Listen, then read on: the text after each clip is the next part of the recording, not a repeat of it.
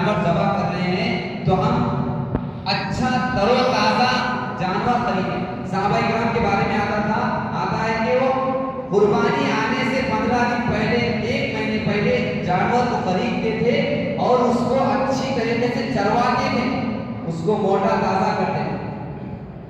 آج کیا ہے, فون کر دیتے ہیں اور فلاں جانور منتخب کر دیتے ہیں اور فون پے میں ڈال دیتے ہیں جانور خرید کے. یہ سب نہیں. اللہ کے نبی صلی اللہ علیہ وسلم فرمائے کہ قربانی کرنے کے لیے وہ 4 چیزیں اس جانور کے اندر نہیں رہنا چاہیے.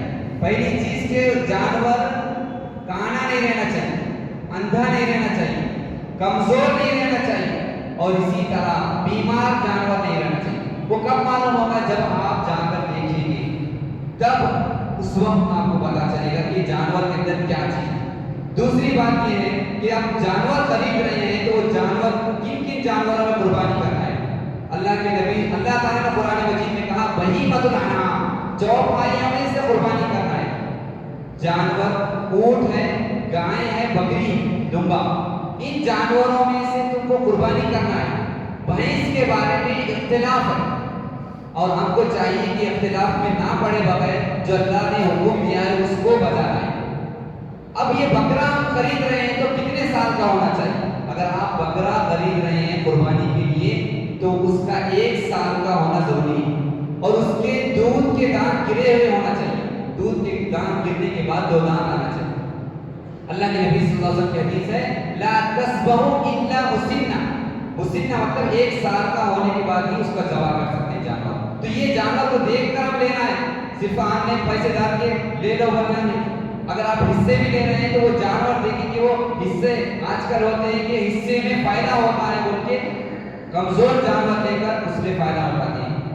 اللہ کے لیے قربانی کر رہے ہیں تو یہ انصاف ہونا چاہیے. ہم کبھی بھی ان چیزوں میں ہم کو اگر ذرہ برابر بھی کوتاہی ہوگی تو اللہ تعالیٰ کے پاس پکڑ بہت سخت ہے. ان بطش ربک لشدید, بے شک اللہ تعالیٰ بہت سخت پکڑے گا.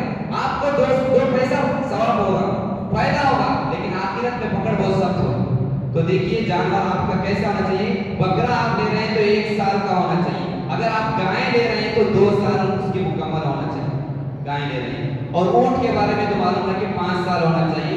اور زیادہ تر یہاں پہ گائے اور بکرا استعمال ہوتا ہے. تو آپ ان جانوروں کو لیتے ہوئے ان چیزوں کا خیال رکھیں. اسی طرح اگر آپ کے فیملی میں بہت سے ممبر رہتے ہیں, آپ کے گھر میں ایک ہی چولہے پہ 20 افراد رہتے ہیں اور آپ 1 جانور خرید رہے ہیں تو وہ 1 جانور تمام گھر والوں کی طرف سے کافی ہو جاتا ہے.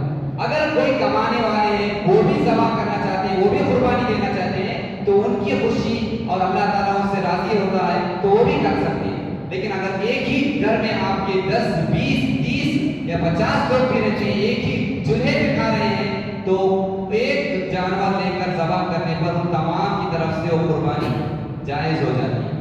اور اسی طرح قربانی کے تعلق سے یہ بھی بات ہم کو معلوم ہونا چاہیے کہ اللہ تبارک و تعالیٰ قربانی میں تمہارے جانور جو بھی آپ خریدتے ہیں اس کو گلیوں میں, آپ کے محلوں میں لے کر بکروں کو لے جا کر نمائش نہ کریں.